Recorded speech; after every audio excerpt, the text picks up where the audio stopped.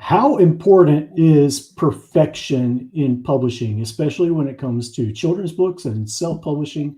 That's sort of the question we're going to answer today on the Coffee and Kidlit Show. Now, this show, if you haven't watched before, it's all about where I bring on children's authors to talk about their books and really get into some deep conversations about why they wrote the books they did. And so we're going to be exploring that question today on the show. Thank you so much for joining us. And you know what? That question also applies to parenting. And I'm so excited to have Lin Hawthorne on the show today. She is the author of Mom's Not Wipin Your Bum. We both have copies here. Love this book. Love this book.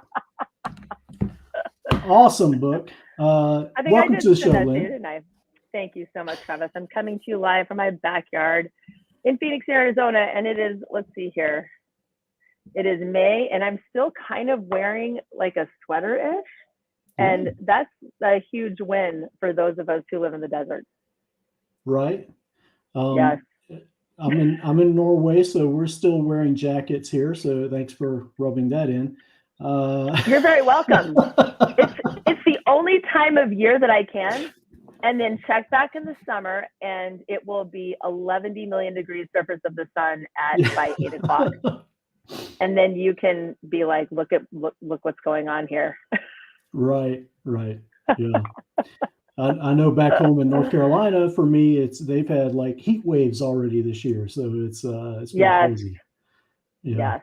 Mm-hmm. Yep. So, Lin, can you just tell us a little bit about yourself and give us a little bit of your background? Sure, absolutely.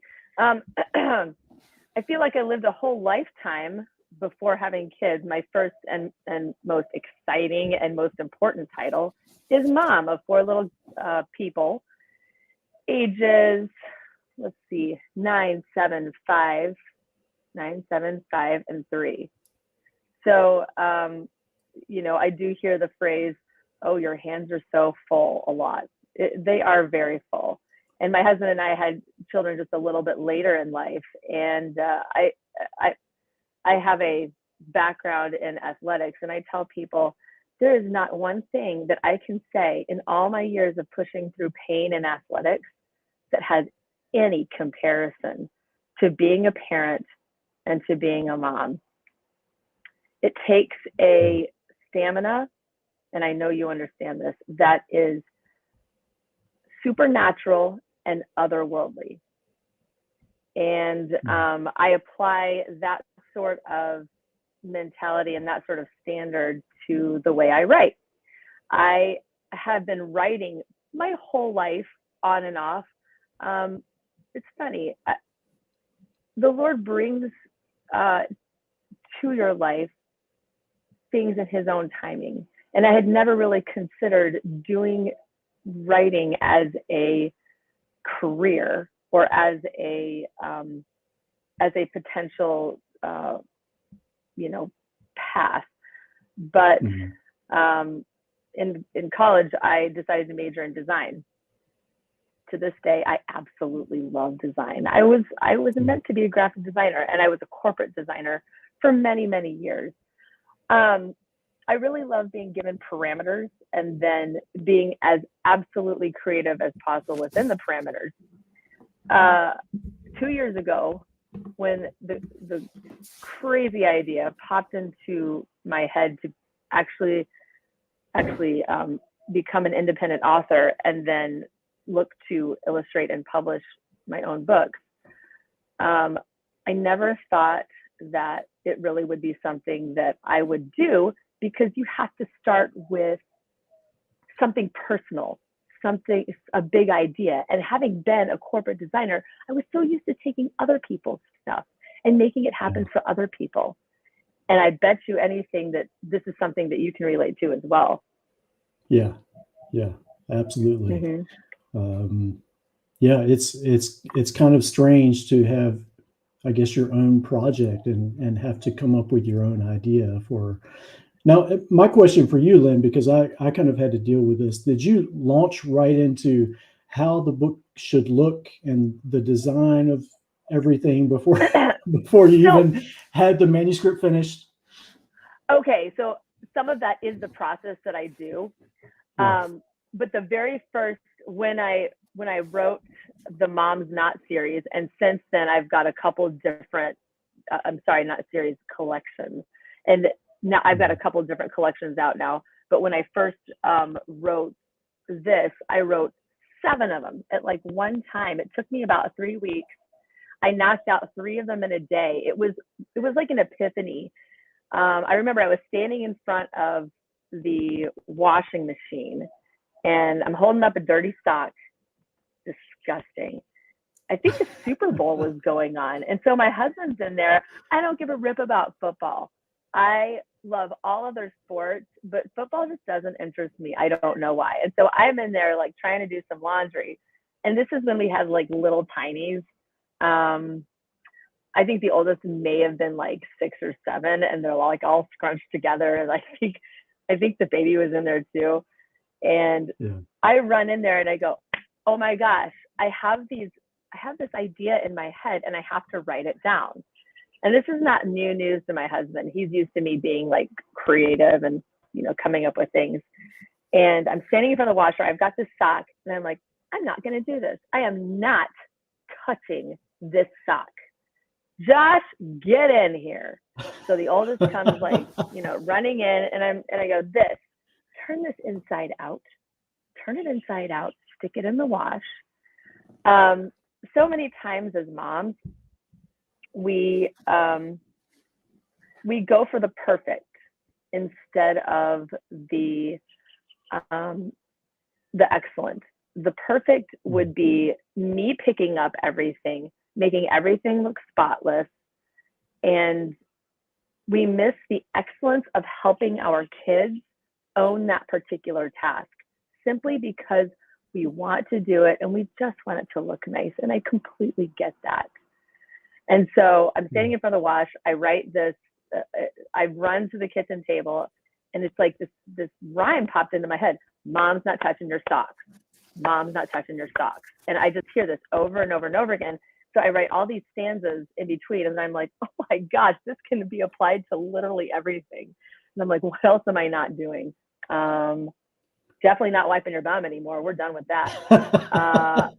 I'm not cleaning your room. I'm not feeding your pet. I'm not doing your homework. So I have 7 titles that I kind of knocked out. And so I actually wrote the prose first, which is not generally how I do it these days.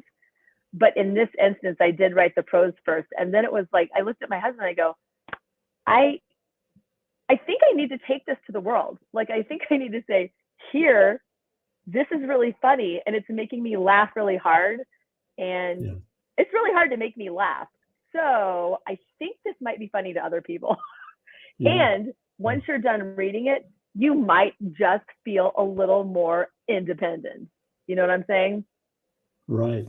So typically that was like the first experience. And then as I've gone on to write some other ones, to your point, Travis, yes, I do tend to, I have my programs open, like my layout programs in InDesign, and I'm writing as I'm going through the layout. I'm making illustration notes so I tend to do that in tandem as I'm writing some of the new stuff.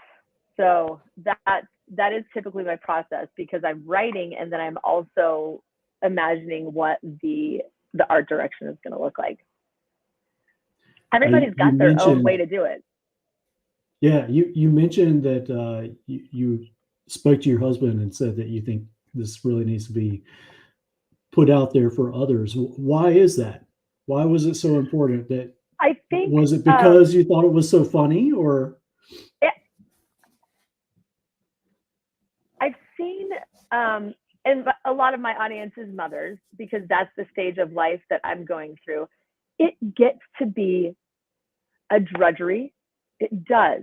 And I would be completely lying if I didn't say that. There's so much of it where you're standing in the absolute chaos. You just made like a pretty decent dinner and everybody is like, I'm not hungry. I don't like it. Where's my mac and cheese? mean? Like, it's demoralizing. And I wanted to, when I wrote it, the thought in mind is always encouraging moms, like building others up, and of course, building your kids up. And especially little boys, Travis. I mean, I've got three little boys and a little girl. Watch their attention span. And my boys are relatively, neurotypical, I suppose you'd say. And they're like this. And I wrote with the idea in mind that when you are trying to convey truth to your kids, it's an in and out thing. It's not a giant lecture, although I'm really good at those. And my boys will say how good I am at lectures. Epic mom rants, they call it. But it really should, on a daily basis, it really should be an in, out, jab, jab. Here's your sock, fold the sock, throw it in the wash. Create this the banter and the pattern. And throw in some good humor. Throw in something really funny. It doesn't have to all be just super serious. And the most important thing, I think, of why I wrote them is because we have lost the value. In my opinion, we have lost the value of teaching kids and helping kids to be independent from a very early age. This is age-appropriate independence. This is not forced independence because of trauma, etc. This is age-appropriate independence. Things that even the little tiny kids can do. You're good. You can wipe your own bum now. Watch this. This is how you do it. Just a quick in, quick out. This is how you clean your room. I know, Mom. I don't even know where to start. That's okay. Pick one at a time. Sing a song. Make it rhyme. Keep going. And so that's where I saw kind of the whole is helping moms as you read these books with your sons. You see freeze frames. And that was the point of the illustration. It's stuff that little boys are going to go, whoa, look at that. What happened? Look at this.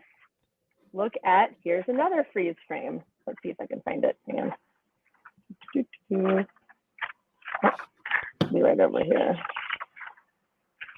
Here we go. We've got the little video game naked guy running around. This is the type of stuff that little boys. I just have to point out the villain in the toilet. Yes, the poo monster. The poo monster.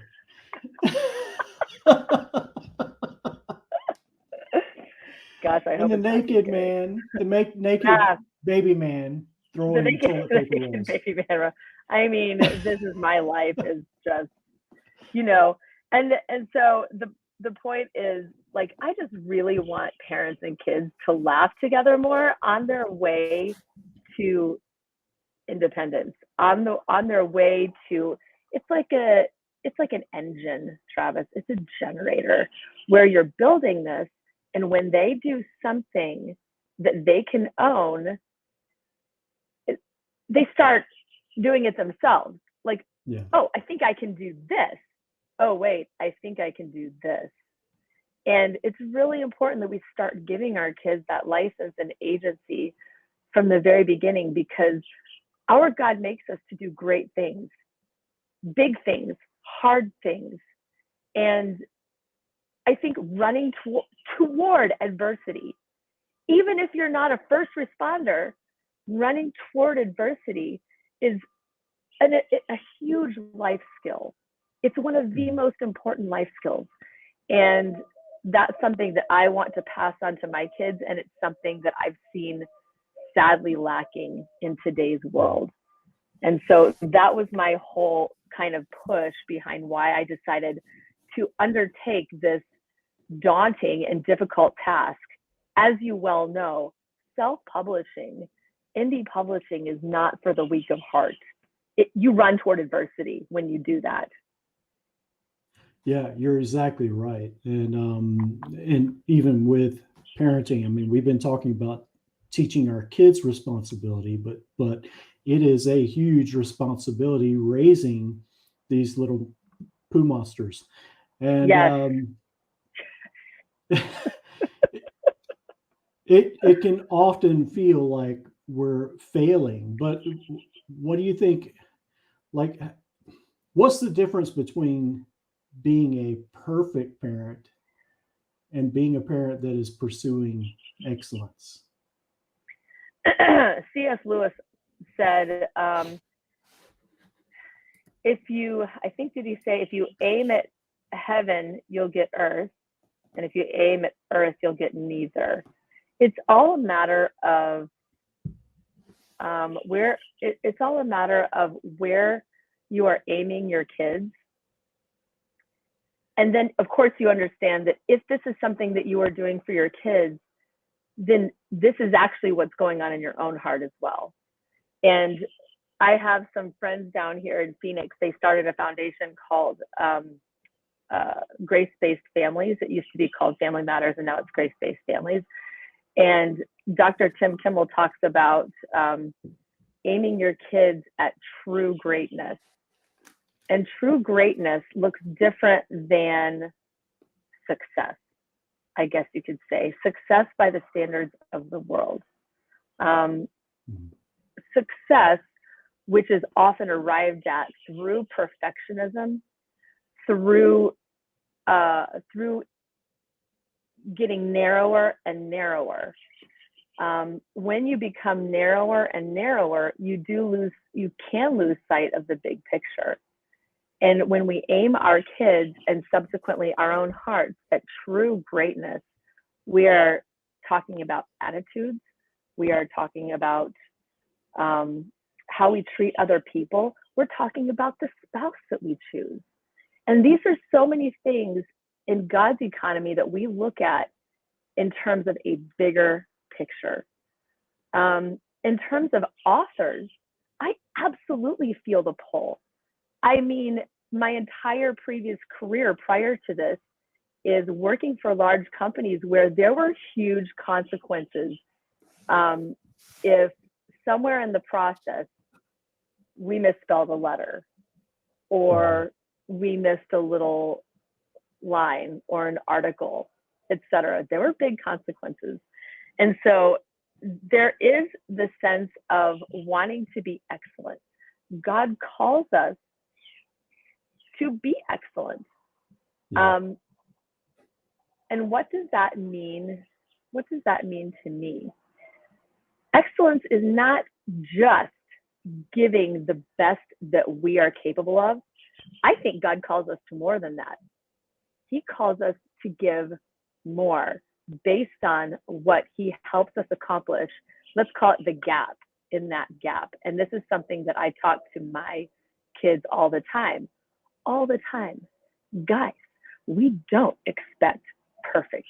We do not expect you to come home with, let's just take grades, because that's what kids live in, right? We don't expect you to come home with, the perfection. We're not aiming you at that. We expect you to do the best that you're capable of and then leave room for God to require more of you, because that's where growth happens. Whatever he is going to require, that's what we want to see, but not just as spectators. We're helping propel you and push you. And sometimes we're going to push you a little bit more. And it all has to do where we're aiming our own hearts and where we're aiming our kids at the best that God requires of us. How about you? What do you think? I love that. Yeah. I'm kind of in the same position you are with two young kids, and we are, or at least I, as a dad, am fighting with wanting my kids to obey and do what they're told, and trying to remind myself that the heart behind things is more important. And that's kind Yeah. of been my struggle. And I don't know where that's coming from, because I didn't have sort of those overly authoritative parents myself. But I find myself kind of trying to be that. It's And because you're that, tired. You're just yeah, really tired. exactly. And you're Exactly. stretched so thin that Yep. sometimes all you want is to just have the people do the things that they're told Right. because dad needs peace. Right.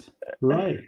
Yes. So And other there's, than reading your book, how are you getting your kids to pick up so much responsibility? How are you without putting up a fight? oh my gosh. It is it's a daily, a minute, an hour thing. And this life could be easier. It could be easier for me if I decided not to pay attention to things, if I decided not to pay attention to the small attitudes that I heard. And the beautiful thing about what I am allowed to do, and I am grateful beyond belief that, in the wee hours, I get to work on books, and during the day, I get to be with my kids. And when I am glued to my kids, I can hear these things and I make the small adjustments. Oh, hey, yeah, I don't love that attitude. Let's talk about, how you can have a better attitude and, you know, do the things that are required of you. I use language like, hey, it's time to help the family. This is what we do. And you create expectations. There are extras. I don't typically use uh, like a strict chore chart. There are extras that I'll ask the kids to do. Hey, because we live in Arizona, we've got citrus. Oh, look at right there. We've got lemon trees. Hey, I will pay each of you like $1 if you go out there and, work hard and pick up the lemons. But for the household chores, you help the family. This is what we do. We pull together. We do this together. This is a together thing. They're probably sick of being together, honestly. But we set up these expectations, and every once in a while we'll get pushback. Absolutely. Especially like my third boy, who is so typical third child. Like the others, like, okay, mom, all right, we're getting involved, we're picking up. And here's TJ laying sprawled out on the floor. Mom, I can't pick up because my armpits hurt. Your armpits? Really? Really, child? But this is typical TJ. And so you figure out what motivates them. You make the change. Oh, that's right. TJ really loves chocolate. Hey, TJ, I got some chocolate. Whatever it is, you're having to make these small adjustments as a parent, not just to accomplish the goal, because let's just say, owning your own stuff and picking up your room is a good goal to have by the time they're, I don't know, 35. But in the meantime, as a parent, I try to set realistic expectations. The room doesn't have to be perfect, right? Because what we really want the kids to do is be self-starters. And sometimes as parents, we come in and we go, tisk, tisk, tisk. The room does not look perfect. Let's keep going until we reach perfection. And then we miss the heart of it. And the heart of it, and there's plenty of time when they're a little older to start narrowing down and becoming a little more picky. But when they're little, the heart of it is that they learn to be self-starters and do it themselves. And I mean, this, Travis, there have been some days where you initiate the pickup and, oh my gosh, the house looks no better after you're done. In fact, it generally looks worse. But yeah, just creating the expectation in your family that you will now help the family. You will now own the things that you can own My 9-year-old is perfectly capable of making sure he gets his backpack and his homework to school. And there have been incidents where they'll show up in the car when we get there, he doesn't have his backpack. Me. Natural consequences. Natural consequences really stink, but they really help you learn to do it and own it the next time. Natural consequences. Yep. Yeah, I think, many parents might think that perfection means that their kids are perfect, that they've learned how to do everything right, that they listen to everything they're being told, and there aren't any arguments or fights, and everything looks great. But in reality, that's impossible. It's not only impossible, it requires, aiming our kids at that standard requires less of us as parents. Perfection is an easier road, Travis. Right. It really is. Cultivating the type of heart that God really wants, not just from us, but to pass on to our kids, is far more difficult. It requires far more sacrifice from us. It requires far more humility. That's my biggest one, is appearing humble in front of my kids when I've done something that, quite frankly, I need to apologize for. Yeah. That's not comfortable at all. And so, yes, it requires less of us. It's easier. But even in that instance of needing to be truthful and apologize for a mistake that you made as a parent, I think that is the definition of excellence. That we are showing the heart of God, even in our mistakes. True story. Very true story. Yeah. So, yeah, go ahead. I was going to say, forgiveness is what it's all about. The exchange of, forgiveness is what grace is, and why grace is so extremely radical and so extremely life-changing. We're going to talk more about Mom's Not Wipin Your Bum and your publishing journey. If anyone is watching this and they want to order a copy of this beautiful book, it really is beautiful. The link is in the description of this video.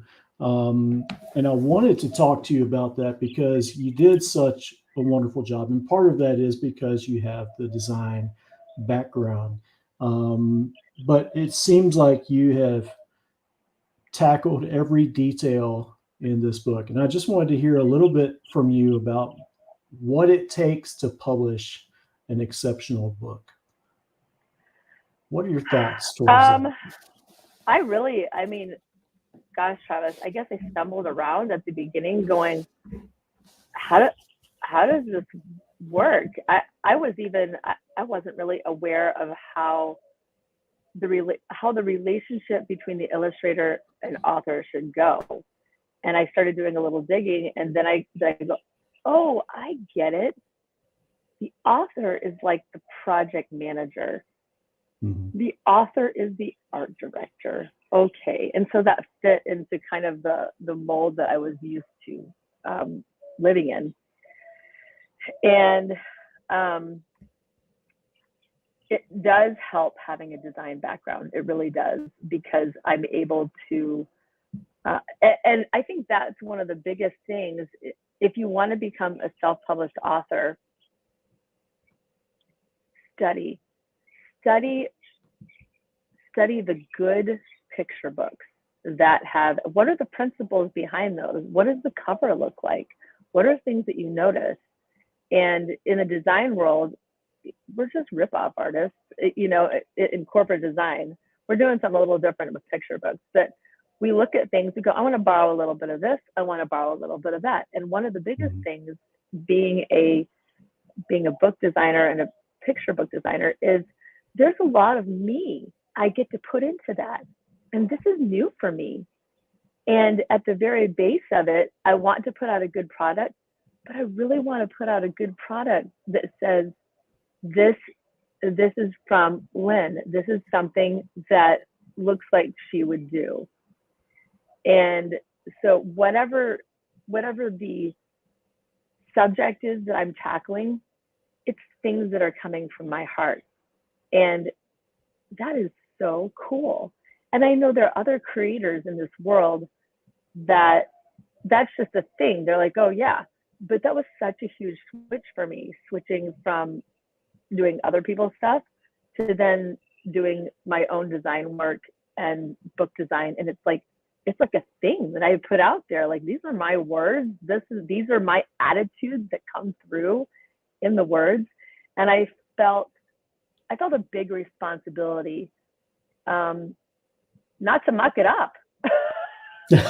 And there's where the perfectionism comes in, right? Yeah. Like Yeah. the pull of, oh my gosh, I don't want to screw this up, because this is like, these are my words and my things. And so, especially for the first Mom's Not, I was creating the entire collection. I was creating what 7 different covers are going to look like, quite frankly. I researched and looked for illustrators for a couple of months, and then found the one that I thought could bring the story to life the best. And it's very important, as you are looking for your illustrator, if you are an author who is going to have someone else illustrating, you're not self-illustrating, that relationship is very important, because all relationships are very important. That's how God made us. That's how he set us up. It's all about the relationship. And so as I'm interviewing people, as I'm talking to people, I listen to those attitudes. I listen to how this person interacted, even if it's over email. You know, you can pick up on how someone does business. Set yourself up for success by choosing an illustrator that you could go the distance with. It's really important. Otherwise, it's going to be bad. I've worked with and talked with quite a few other authors on this journey, and the stories that I have, and not good ones, associated with, oh gosh, we're in a mess, the relationship's gone south. Anything can happen. Relationships always do can a lot of the times go south.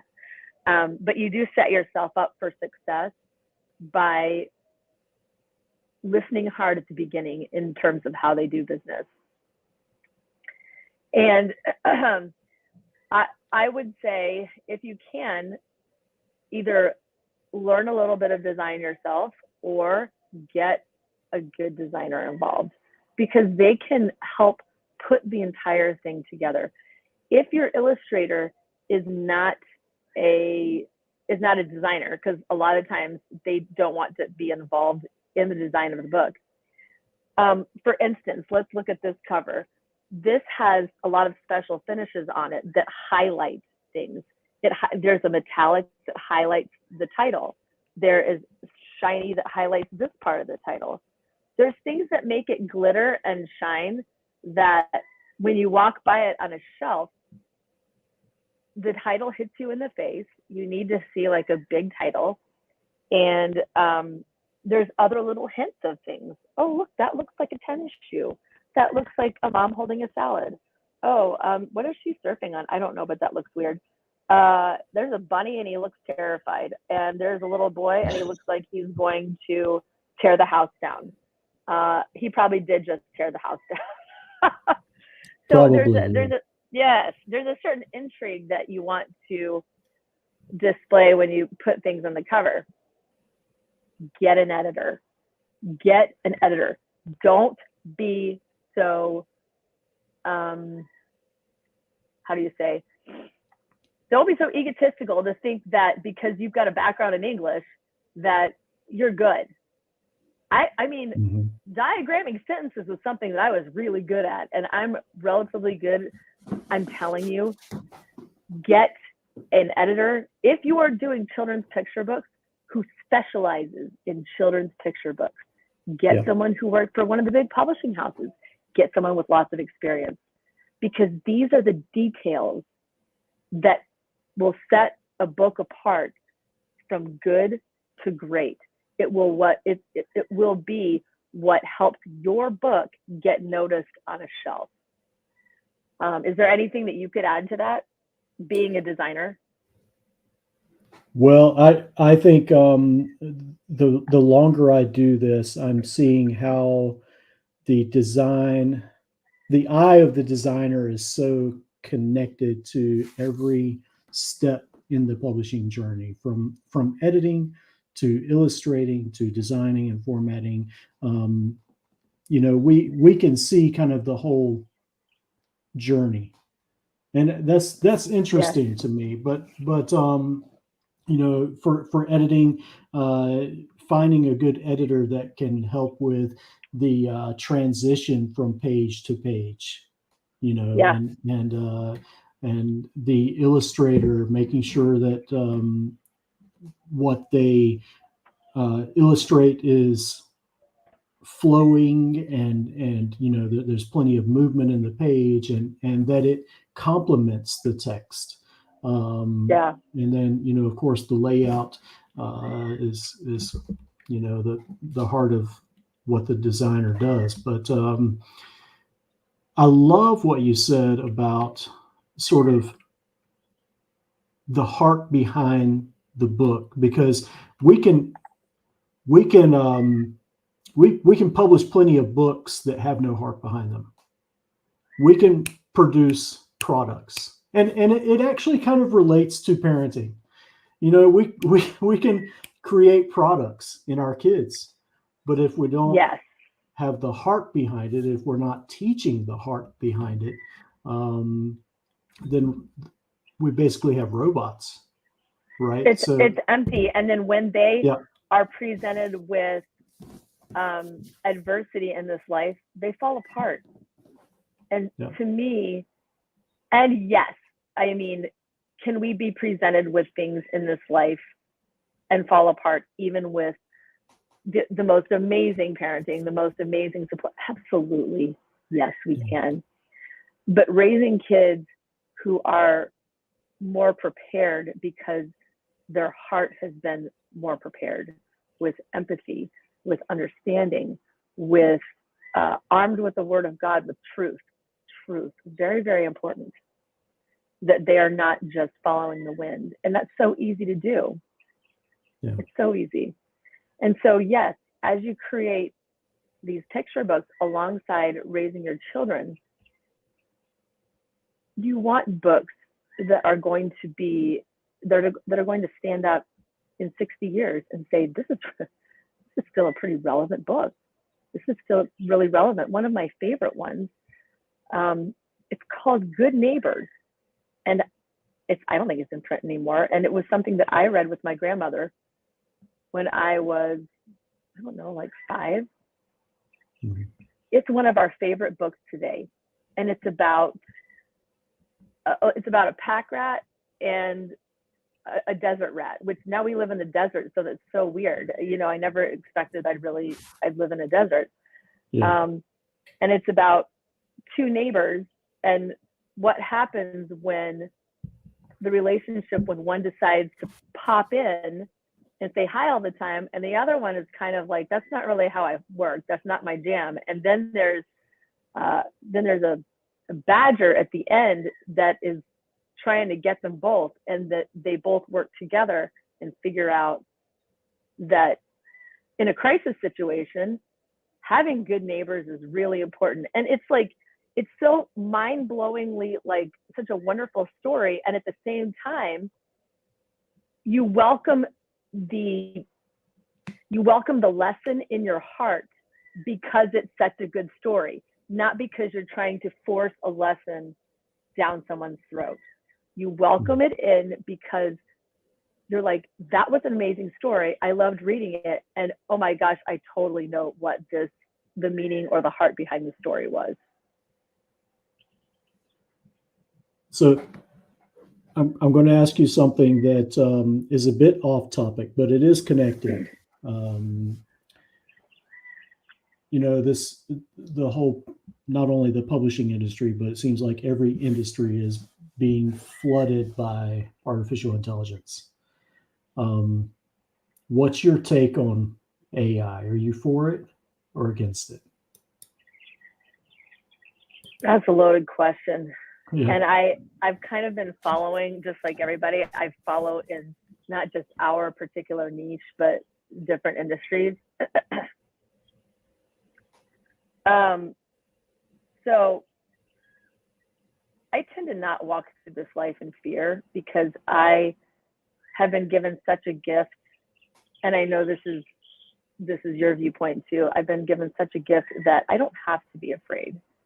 Yeah. I know who I am. I know who I serve. I know where I'm going.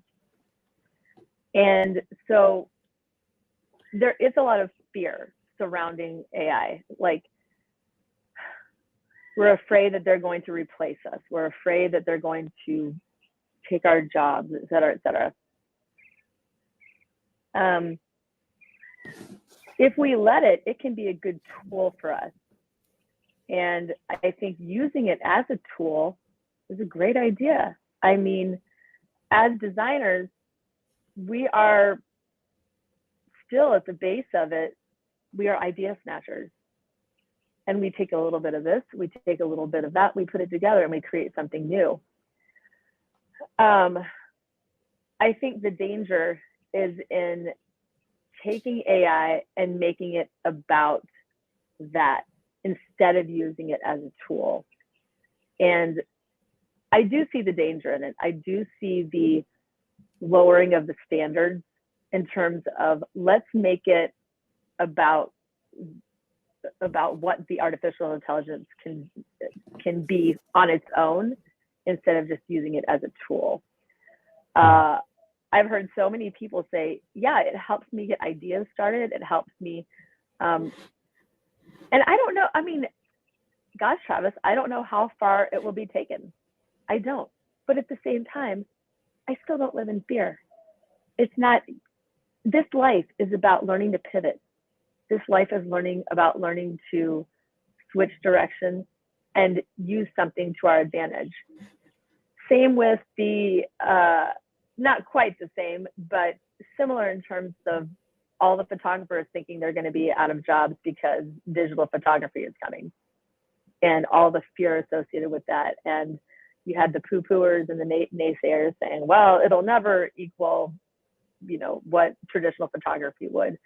And now we're all laughing at that, going, well, digital photography is everything. And you still have to be a good artist. You still have to be a good designer in order to produce good art. So what are your thoughts on it? Well, it's got me a little fired up, if I can be quite honest.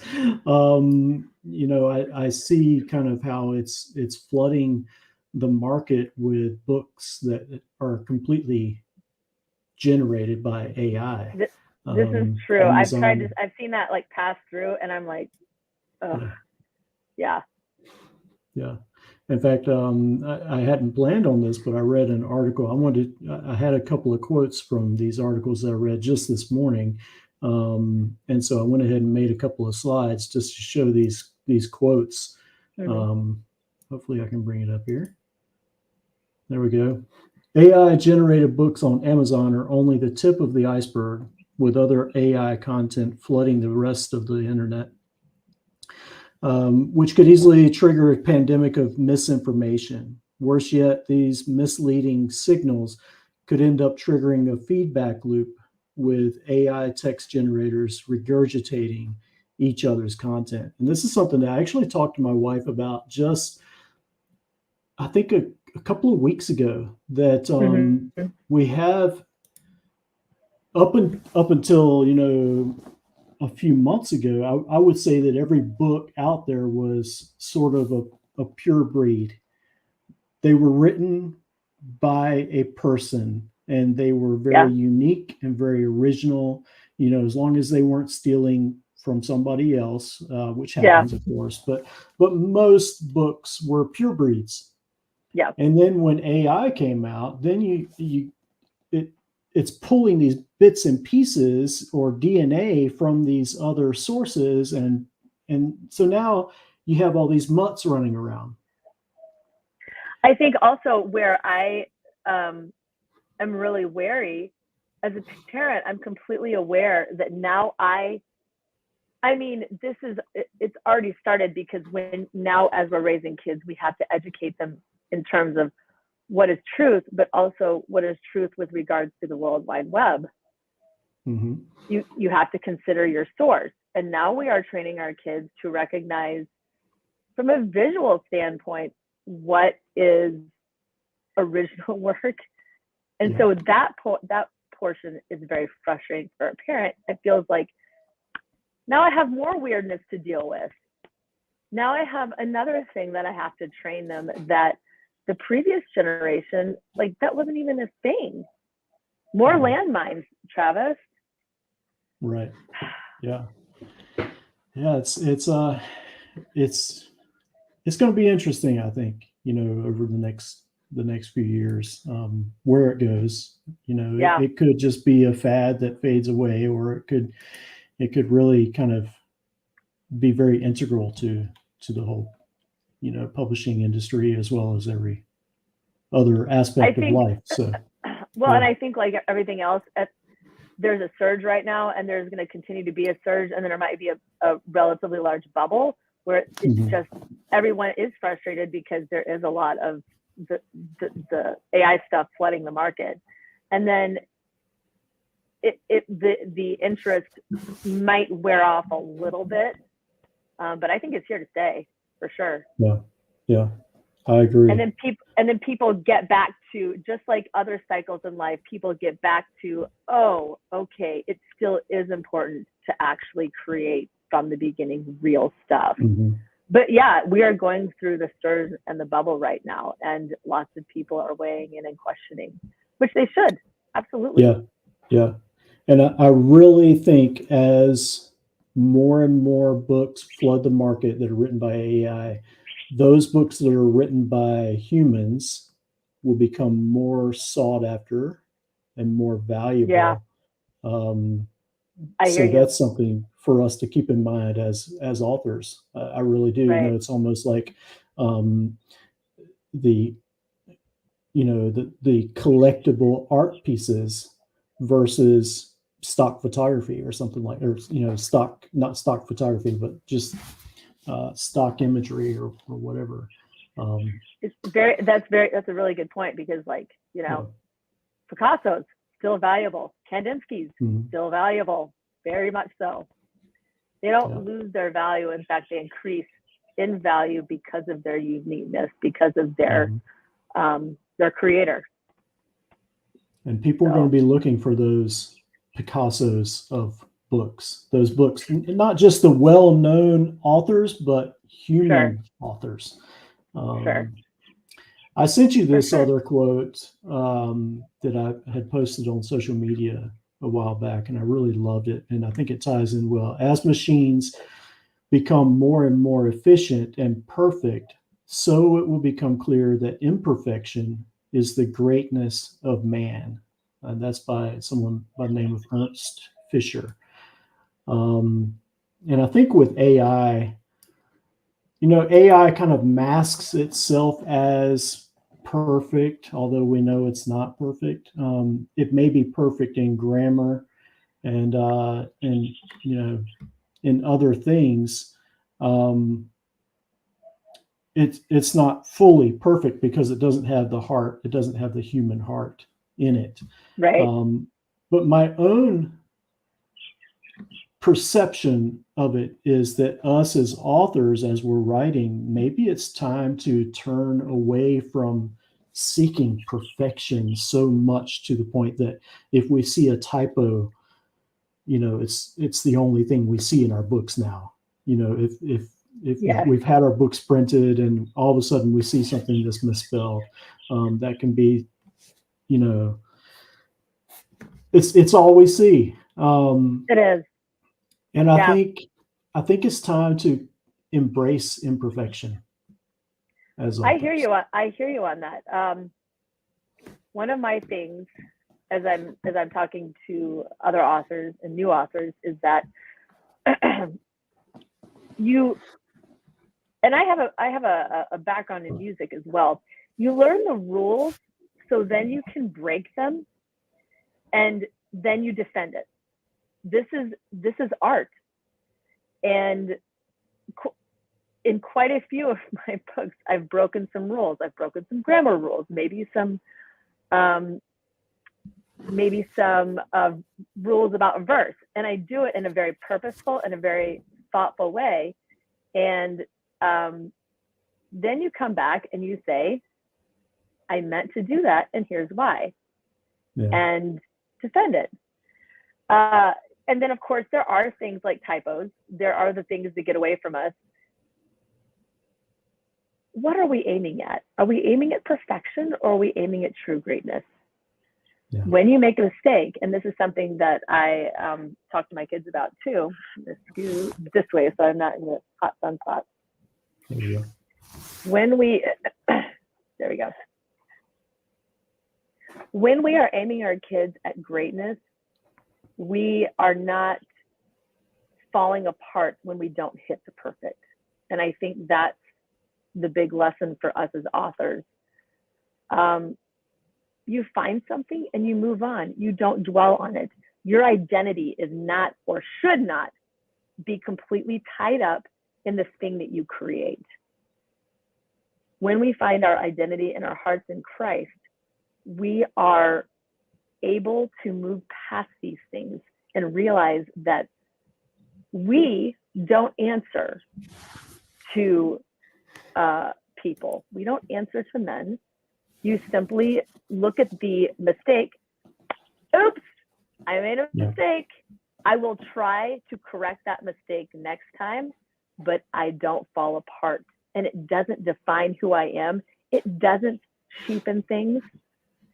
And you learn from it. The sadness about making mistakes is when we make the same one over and over again. And that's something that I use when I'm training my kids. Learn from it.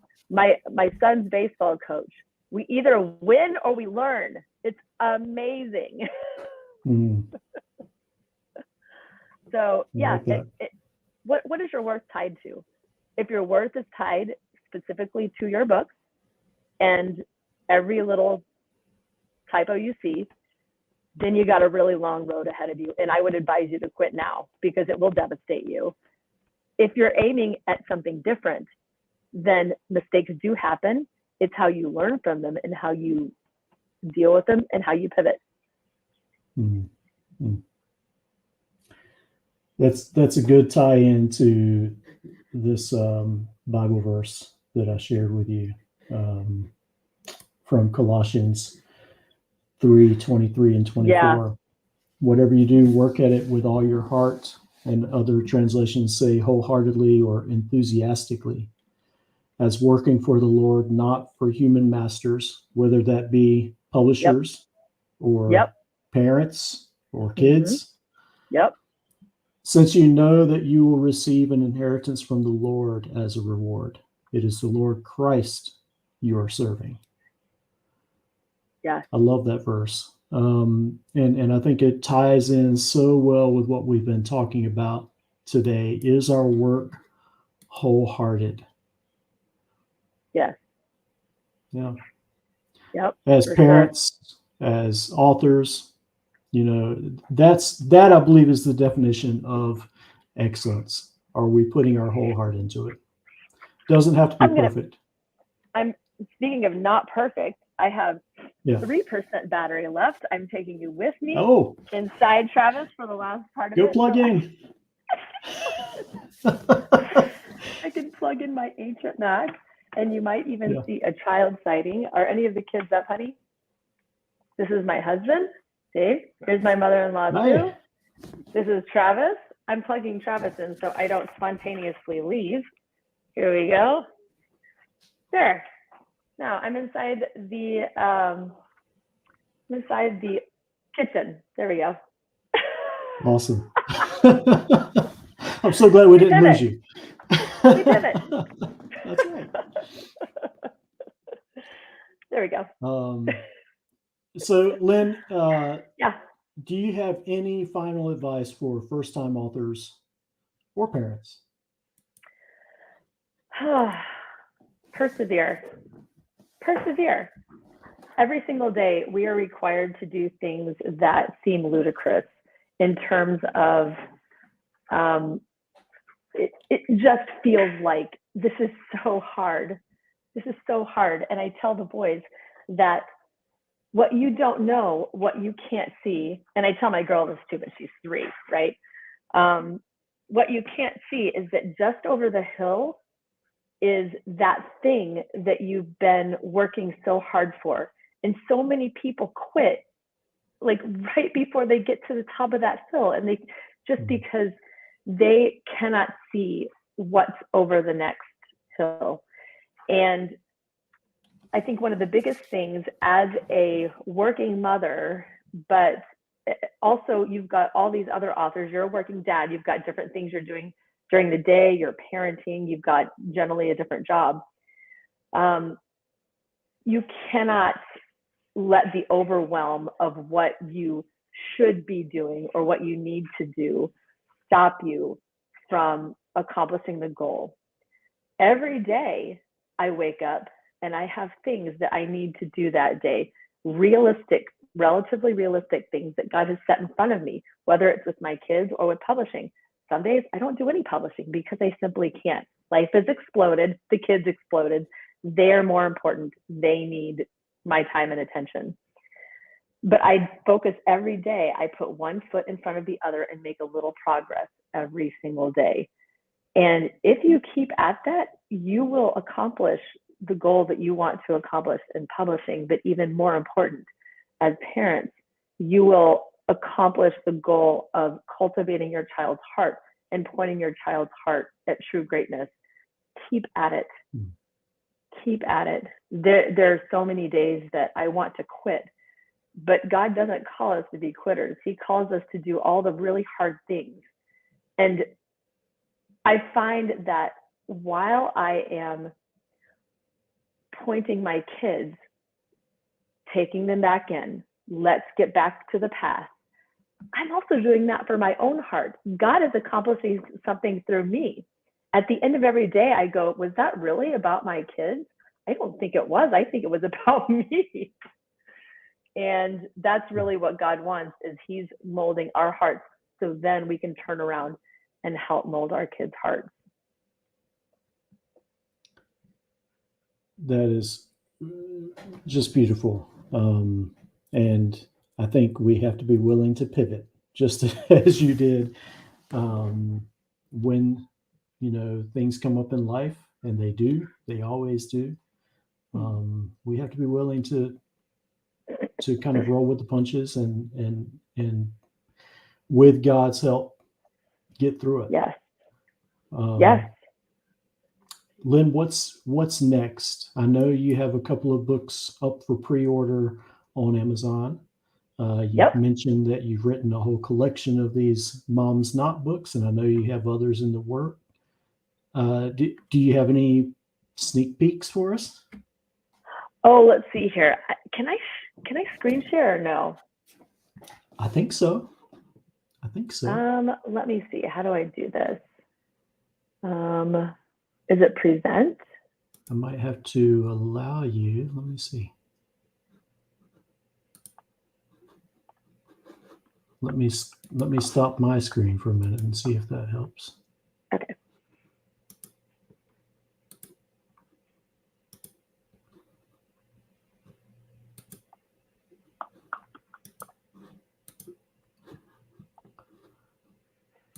Yeah, I'm not sure. I'm sure you can, but I'm not sure how to get there. So I have Mom's Not Cleaning Your Room coming up, and I haven't even shared any cover reveal for that yet. But guess what? It's all done. It's ready to go.